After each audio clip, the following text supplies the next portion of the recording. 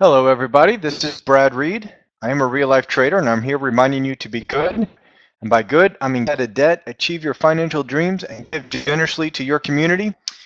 Here we are with round 3 of the Financial Fundamentals series. Thank you for those of you that could make it, and I appreciate those of you who are watching the video. So, yeah, this is number 3 in the series, Do's, Don'ts with your money, and let's get started. And of course, we have to ask the lawyers out in California that make a whole lot of money. They want me to tell you or remind you that this is a broad-based education based on generalized topics, and there is no way possible that I'm able to give specific and individualized advice through this webinar or through the webinar series to any individual. So if you do seek specific advice just for you or your family, please seek a competent and licensed individual in your area. Woohoo! Okay, so once again, this is the fundamental series kind of roadmap. We are about to leave the preparation phase and jump into the pregame. Dun dun dun. And next week will be a short but incredibly important lesson on getting your will done. But today, do's and don'ts with your money. It's going to build off of the 3 concepts that you can't live without that we discussed last week, whereas debt is the opposite of wealth, and debt is the opposite of financial independence. I also talk about the power of compound interest, and we also talk about inflation. And so you got to understand those 3 concepts if you are going to be successful with money. I think I can make a very good argument that the reason 99% of people fail with money has to do with those concepts right there. And then the first class had to do with just the beginnings and introduction and that type stuff. So otherwise, feel free to visit www.reallifetrading.com. There's an account sign up in the upper right corner. We would be happy to send you free stock reviews and specific trade setups, many of those that we are doing with our own money. There's also free educational stock training, whether you are a beginner or seasoned pro, whether you want to be a long-term investor or you want to day trade options. It's all there and it's all free, along with hundreds of articles and videos and future videos, and this one will be up there soon. You can also check us out at facebook.com/reallifetrading. There are also lots of trade setups that go up there and articles as well. Cool. All right, do's and don'ts with your money. And we're going to expand that do's, don'ts, and nevers, and then at the end, I think I'm going to throw a curveball at you and hit you with some always is. Always is that a word? At any rate, it is now. Cool. All right, do this. Use a budget to determine whether or not to buy anything. We're going to talk about a budget here in about 2 or 3 weeks, but a budget is your game plan to win with money. A budget is a plan. So you want to have a plan on everything you're going to spend money on before you get the money. Now, in the budget, I'm okay if you want to have a slush fund or a fun fund or an entertainment fund where you say, hey, $300 out of each month, we're going to have it to go to movies, go eat out, or to buy that DVD or Blu-ray that I want that's releasing, or a video game, or it's okay to have an amount of money set aside, but be sure that you're using a budget to track each and every purchase that you make. We're in football season now, and you don't see football coaches making up plays on the sideline and saying, hey guys, this is what we're going to do. I know we've never practiced this, and I know you've never heard of this, and I know it's not in the playbook, but we're going to do it anyway. No, no, no. The coach, the staff, and the team members, they have a playbook, they have a list of plays, and they only run the plays in the playbook. Same thing with us. We need to have a budget and only do things that are in the budget. If we want to do something that's outside the budget, we have to adjust our budget to make sure that we don't go into debt and or delay that purchase or that expenditure until a time that we can afford with the budget. I read a statistic this morning, $15,000 in credit cards is owed by the average household in America. And I imagine most of that $15,000 per household has to do with purchases that people said, you know what, we can probably afford that. I can pay that off at the end of the month. Most people plan on paying the credit card off at the end of the month. They just can't by the time they get there. Why? Because they didn't check their budget or they don't have a budget. Or maybe they said, hey, you know what? I'm expecting to have $500 left over at the end of the month. I'm going to buy this. But then another person says, hey, with that same $500, I'm going to buy this instead. And that $500 gets spent 2, 3, or 4 times. The next thing you know, the average household has $15,000 in credit cards. $15,000 sounds like a whole lot of money to me.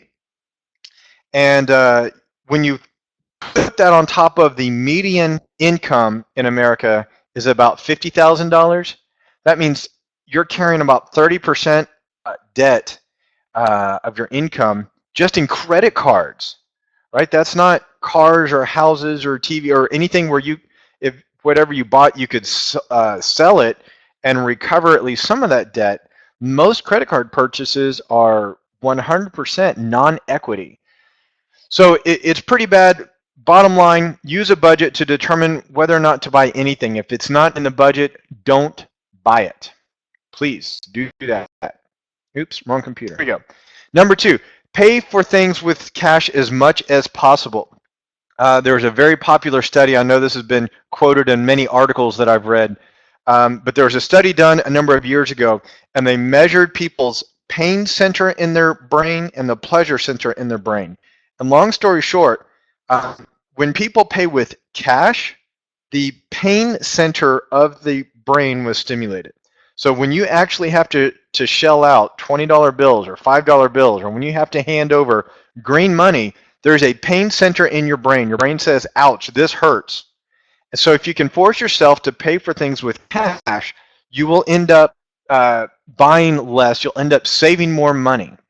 You'll end up spending less at the end of the month, at the end of the year, whatever it is. And then to make things worse, swiping a credit card, your pleasure center is stimulated in your brain. So when you swipe a credit card, you are practicing bad buying habits, and it's almost like a drug or caffeine. I guess caffeine's a drug, but whatever, you're stimulating this pleasure center of your brain with a bad habit, with a bad discipline, with a bad practice. So by paying for things in cash, you're going to be much more likely to save money. You're going to be much more likely to be successful with money over the long term. So pay for things with cash as much as possible. Get out of debt before you invest. This is a little bit controversial. I know some people have different views, but this is my views. This is my video. And there's a comment section at the bottom of the YouTube video. Feel free to share what you want. But here's the deal, guys. Debt is 100% guaranteed to grow. If you can show me an investment that has a highest interest rate after tax than the debt you're taking on that's guaranteed, then I'll get behind it. And in fact, let me know about it because I want in on it.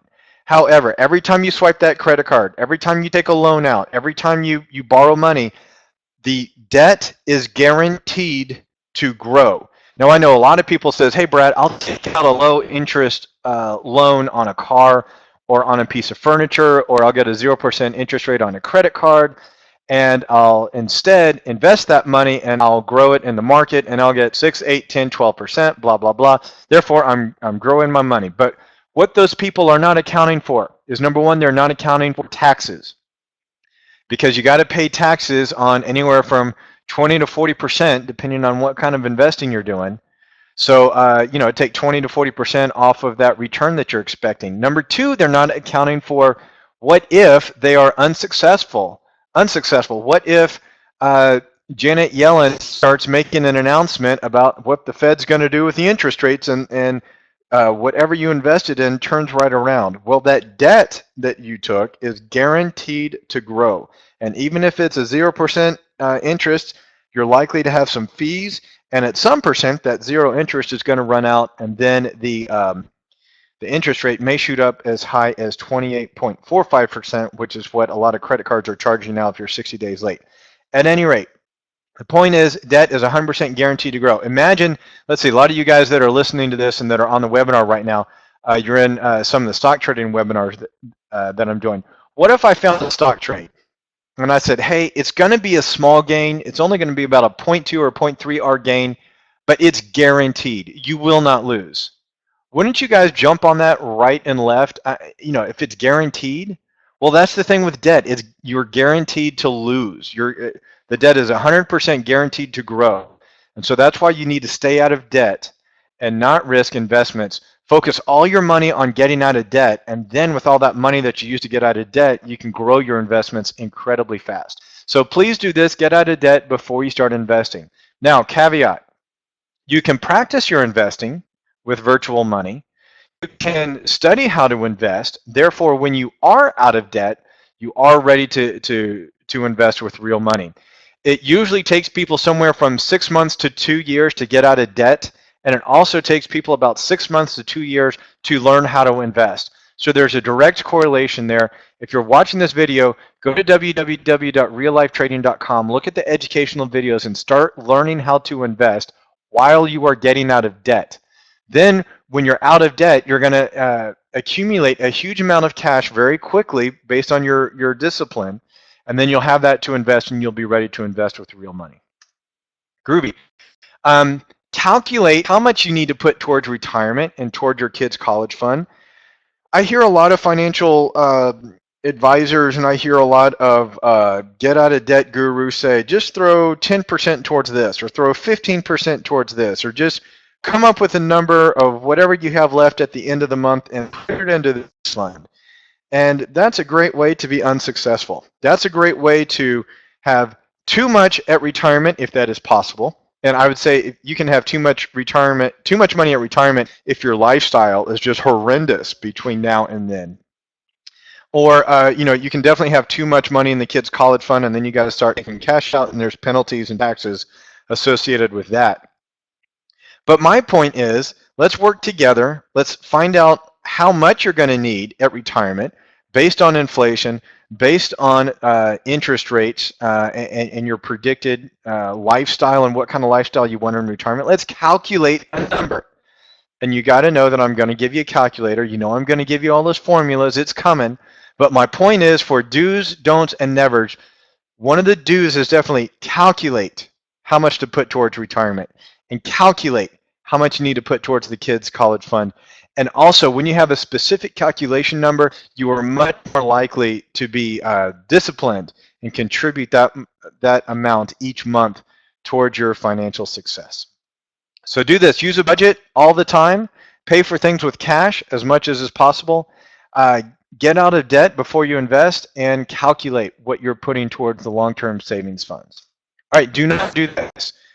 Do not take out a loan on anything but a primary mortgage on a house. And that's a primary mortgage on a house that you're living in. I highly recommend people do not take out loans on rental houses, because once the person or once you fail to receive a rent payment for 1 or 2 months because you got a bum renter, or the house is just vacant, you're unable to get someone in it, all of a sudden the debts start piling up, foreclosure starts looming, and I know of people, I know them personally, who have lost the house that they were living in because they had too much loans on rental houses. So don't take out a loan for anything. It's not worth the risk, but a primary mortgage on the house you are living in. Excuse me, I was about to sneeze there. I just read an article, just read it today, in fact, and it says 3 ways loans can help you save.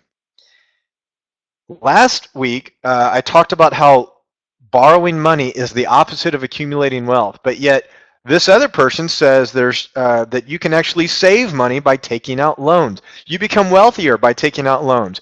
Oh, and guess who wrote the article? Yeah, Discover. So when you see all these articles about ways to win with credit card, ways to win with loans, and the ways to increase your lifestyle and your looks and your success or whatever, be sure you pay attention to who is sponsoring the article, who wrote the article, because most of the articles that encourage you to take out loans, they're written by the banks. So I guess you guys know by now, I do not think that you should save money by taking out loans. I think that is ridiculous. I think the only person that's going to win by you taking out loans to save money is the bank. Do not buy a house with less than 20% down payment. This one's a little bit bitter because I did that on my first house. I bought 5% down. I think I don't think, my monthly mortgage at that time was about $1,300, and I was paying about $175 per month in mortgage insurance. So if you do that math, I'm paying about 15% more for that house than I ever should have. Um, I also bought a house and I put less than 20% down, and I got one of those second mortgages. So my first mortgage was about 3%, 3.5%, I think it was. And my my second mortgage was about 8%. So in that case, I'm paying 8% more. Look, if you can't put 20% on a house that you're going to live in, you can't afford it. And I know that hurts. I know people want things and they want it now, but in the long run, you are better off if you can put 20% down in cash on that house. Save up for it. Because if you don't, you're going to be paying 8 to 15% more than everyone else on a lower quality house. All right. Do not use a credit card. I was just talking about how average household owes $15,000 in credit cards, and that's roughly 30 to 35% of their expected income over the year. If you're 60 days late on a credit card, the interest rate jumps up to about 28.45%, according to some data that I read today. Guys, credit cards, you're not going to win with a credit card. If you look at the people that are putting out credit cards, MasterCard, Visa, Discover, Citibank, Bank of America, do any of these institutions strike you as being dumb with money? Do any of these institutions strike you as being poor? No, no, no, no. All of these institutions are ridiculously rich and wealthy. Why? Because when you buy things with a credit card, they get a lot of money. So you should save that money and pay with cash and keep that extra money. And if you don't understand that if you pay with cash, you can pay up to 20% less on the same items that other people are buying with debts and with credit cards, you need to go to reallifetrading.com and look up Financial Fundamentals video number 2, or look for it in YouTube, because I went through all the details about how when you buy things with a loan and when you buy things with a credit card, you are paying much, much more than everyone else. Do not use a credit card. If you read these books, and again, read the articles that saying you can win with a credit card, you got to look at who's writing the book and who's writing the article. Thinking that you're going to become a millionaire, and I've seen the book, I've seen it. How to become a millionaire by using credit cards. That's like speeding down the road and thinking you're going to never ever get a ticket, guys. I think the statistic is if you miss one payment, or if you're late on one payment with a credit card in 5 years, you are at break even on even the best point system. So you're never going to win with a credit card, and it builds bad practices, and it stimulates the pleasure center of your brain for bad habits. So don't do it. Do not use a credit card. All right. Do not try to get a good credit score. I know a lot of people are going to go, wait, he said what? And think about, why do you want a good credit score? And just about the only answer you can give me for wanting a good credit score is so you can go into debt. Guys, debt is the opposite of wealth. Going into debt is going the opposite direction of financial independence. What is a good credit score? A good credit score means that you take out a lot of debt and that you pay it off. So the banks are going to reward you for taking out a lot of debt with a good credit score.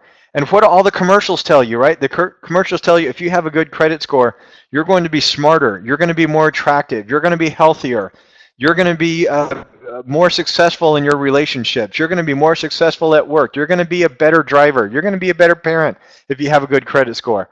All a good credit score means is that you're good at going into debt. A good credit score means that you are a very good friend to the banks and the institutions that are making a lot of money off of your bad money habits.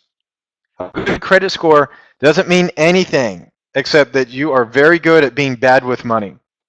And if you don't believe me, or if you're going to think about more about that, think about who's telling you that you need a good credit score. The only people that are telling you need a good credit score are the people that are going to lend you money. Right? And there's going to be a few people out there that are saying, hey, Brad, you need a good credit score to get a loan on a house. Well, I'm going to argue with you that if you can put 20% down payment on a house in cash, Just about any of the local banks, the local credit unions are going to help you get a mortgage with a zero credit score. So there are banks out there. They may not be the big name banks, the big name banks. They may not be the easy ones, but they are there. And again, if you are trying to get a good credit score, that means all you're doing is taking more and more risk and going further away from being financially independent. Cool. The next one, never do this. Guys, never borrow money from friends or family. I know a lot of people say, hey, you can save on the interest rate. And a lot of family are trying to be generous and they're saying, hey, let me lend you that money instead of you going out and getting an interest rate or whatever. But what does that do for the relationship? If you really put a price on the relationship with your parents or with your friends or whomever, and just think about what happens when Christmas comes around and your parents or your in-laws are watching you buy an iPad for your wife or for your husband, and they're watching you give your kids a $50 toy or buy a $20 movie for someone, and they're thinking, man, he owes me $1,000. How come he's given all those really expensive nice gifts?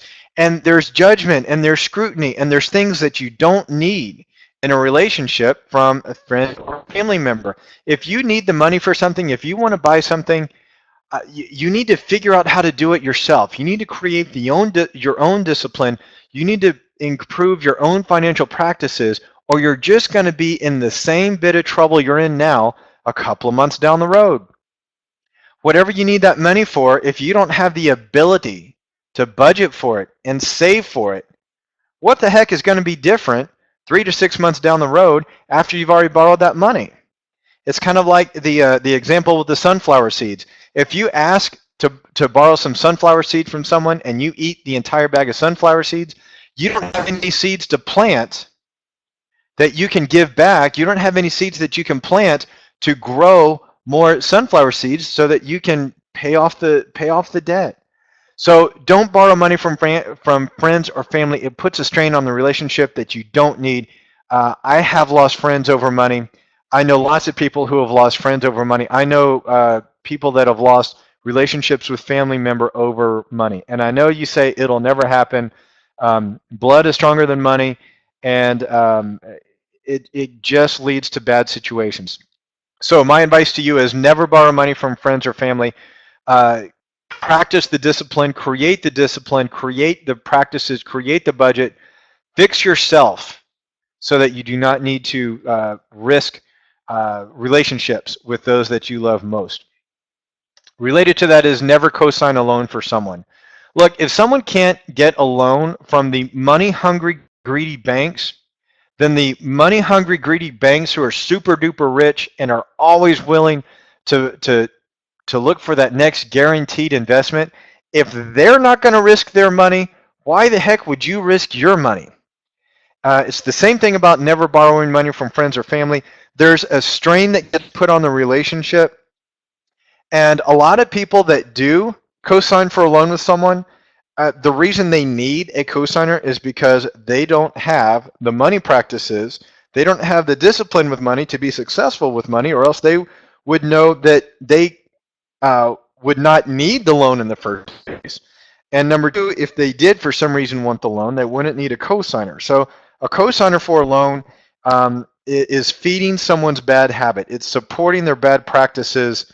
You're becoming an enabler of someone's bad practices. You're helping someone go further into debt. You're helping someone further their bad financial practices. And I know it's tough to say no to someone that you love.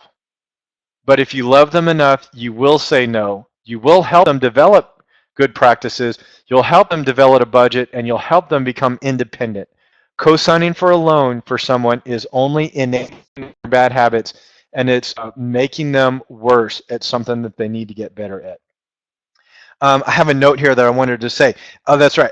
If someone gets a cosign and they miss a payment, it's been recorded over and over and over again that if they start missing their payments, that they're embarrassed to tell the cosigner.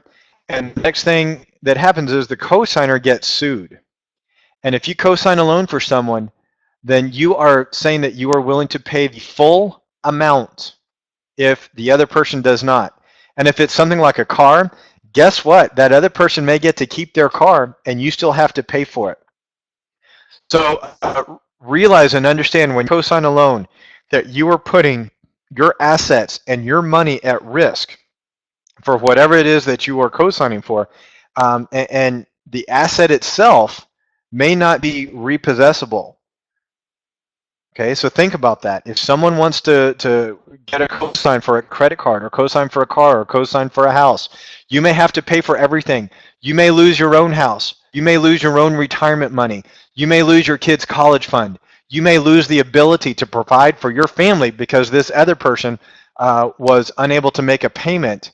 And there should be no surprise that they were unable to make the payment because that's why they co-signed in the first place. The horrible part is they will oftentimes not tell the cosigner, hey, I missed my payments or I'm unable to, and you're about to get hosed big time. So never borrow money from friends or family, and certainly never co-sign a loan for anyone. Never get a payday loan. These are actually becoming more and more illegal in places. But guys, payday loans are something like a 900% interest rate. You go to one of these payday loan places and it looks pretty simple. They'll say, hey, let me have $100 or $200 and, you can take it out of my next paycheck. And here's the pay stub that I got from last week or two to prove that I can cover it. And then they say, great, okay, here's $200. You owe me $220 in a week or two. Guys, payday loans are awful. It's just like the rest of these things on this page. The only reason you need a payday loan is because you have bad money habits. You don't do a budget. You are developing bad practices. If you need a payday loan, you just need to stop and wait on whatever that thing is you're going to purchase and develop good financial practices so that you never have to take out a loan at 900% interest. Here's another one that's controversial. Never take a loan against your 401k or equivalent. There's like 403bs. There's a number of different type of 401k accounts. And the problem is there's a lot of people that says this is a good idea. So here's why I think it's a bad idea. Number one, if you get fired or if you get sick or if you leave your job for any reason, you have to pay that loan back in 60 days or you are going to get taxed at about a 40 or 50% rate. All right, there's about you have to pay your normal income tax plus like a 10% penalty, but realize that if you took out a $100,000 loan or a $50,000 loan, the IRS is going to count that as income, and you're going to be catapulted into a whole new tax bracket that you never knew existed. So the taxes and penalties at risk are incredible and amazing. And let's face it, guys, most people that take out a 401k loan or loan against their retirement accounts, they're not expecting to leave. So if they get laid off, if they get fired, if their spouse gets some amazing opportunity in another city that would require them to quit the job, it's just not worth the risk. If you can't get a loan at a bank or another financial institution, which again, I think I've said you probably don't want to do, if you can't get it approved somewhere else, it means that you don't have the financial practice or discipline. Don't take it away from your 401k. Now, some people say, hey, if you take a loan against your 401k, it grows at a lower interest rate and you're paying yourself back the interest. Well, while that's true, your 401k should typically be growing between 8, 10, and 12%. The loan's going to be at 5%. Guess what? You just robbed yourself. You didn't pay yourself. You robbed yourself. Because your 401k, your retirement account was supposed to grow at 8 or 10 or 12%, but guess what? It's not. It's growing at 3 or 4 or 5% because you have bad money practices. So you're stealing from yourself. You're not paying yourself. So think of it like that. Borrowing from your retirement account, not only is it guaranteed to lower your interest rate. All right, let me rephrase that. Or let me say that again. When you borrow from your retirement account, you are guaranteed to get a lower return on your retirement account. And most people would say that a retirement account is the most important financial asset you will ever own. And hopefully it is bigger than your house. But why on earth would you purposely lower the return on your retirement account? and you're also taking a big fat risk that if you are unable to pay it back, or if you lose your job, you're going to get financially hosed. So never borrow money from family or friends, never co-sign a loan, never get a payday loan, and never ever take out a loan against your retirement account. Boom. Always do this, guys. Always be thankful for what you have. I say it a lot when I do the webinars. There are 7 billion people in the world. 2 billion people have no food today. A little over 6 billion people don't have access to meat today. And unfortunately, right now, there's civil wars going on over in the Middle East. And in the country affected, I think I read that somewhere about 50% of the people are being run out of their house and home. Imagine that would be about 150 million Americans if that were the same over here. Guys, if you have a house, if you have food today, if you have, and I say house, if you have an apartment, if you have shelter at all, if you have food today, if you have the ability to get a computer or a phone and watch this video, guys, you are in the upper 90 to 95% of wealth in this planet.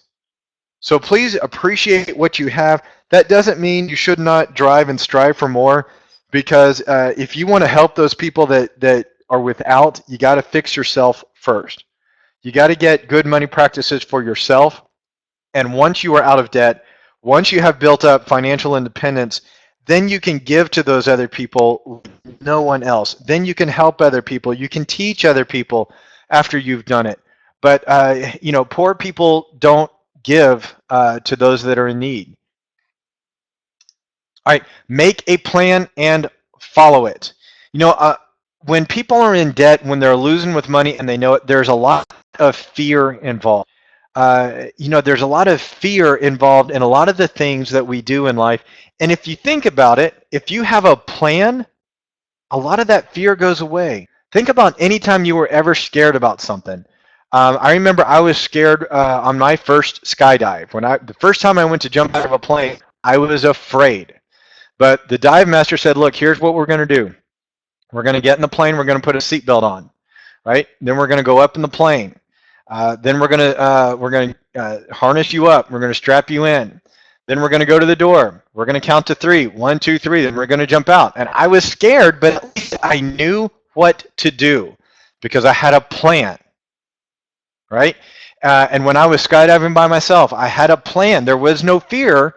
There was a healthy respect for what was going on, but I didn't have any fear because I knew if there was a problem with the plane below 1,000 feet, I was going to stay strapped in and we were going to land in the plane. If we were above 1,000 feet and below 3,000 feet and there was a problem, I was going to jump out and deploy my reserve parachute. If there's a problem, above 3,000 feet, I jump out on my main parachute. If during the skydive this went wrong, I had a plan to fix it.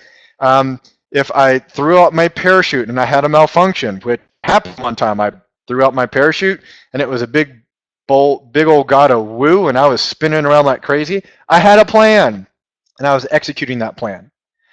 So anytime something is fearful, usually just having a plan will make that fear go away. Same thing with your finances. If you want to be successful with your finances, you want to be successful week to week, month to month, year to year, right? Whether that's being able to afford nice things from week to week, whether you want to be able to buy nice gifts for Christmas, if you want to go on that summer vacation, if, I don't know, you ever want to retire? If you're looking for financial independence, if you think that financial independence comes just by throwing some blind amount of money into some blind account somewhere and hoping that it's going to grow and be enough, and if you think that Social Security is going to fund your retirement, guys, here's a startling statistic. 75% of Americans are paying on Social Security for 100% of their retirement. This year is 2015, and Social Security is below the poverty level. So if you want to be financially independent, if you want to be financially successful, make a plan. And guess what? In the next couple of weeks, I will help you build a plan. That's coming. Just know you do need to make a plan and follow it. Be patient. Learning the skill takes time and it takes practice. You can build a budget, but oh my gosh, is it tough to follow a budget? It will take you 3, 4, 5, maybe even 6 months to learn how to do a budget. And I'm going to teach you how to do a budget. But being good with money, it's a skill. And just like learning how to ride a bike or learning how to swim, you're going to have to do it a couple of times. You're going to get some bruised knees and you're going to swallow a little bit of water. But if you practice and you keep at it over time, you will develop great money skills and great money practices. But the point of this is be patient, give yourself a break. It's okay if you mess up. Okay, it's okay if you screw up. Keep at it, keep learning, keep trying, keep being disciplined, and you can do it. Lastly, this is a lifelong journey, not a weekend retreat. So for your lifelong, have a plan, know where you're going, step by step how to get there.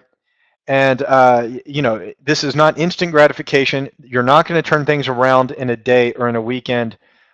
You will constantly be learning more and more and more and developing better skills with money. Folks, thank you for watching this video. I appreciate your time. Again, the mission of Real Life Trading is to enrich your lives, and I hope I am able to do that at least in some fashion. Review and update your financial mission that you've been working on for the last couple of videos. Commit to changing your life forever. Be patient with yourself. Develop the skills. And if you have any questions, email me, brad@reallifetrading.com. Thank you so much for being here. And as always, trade on logic, not on hope. Have a good one, everybody.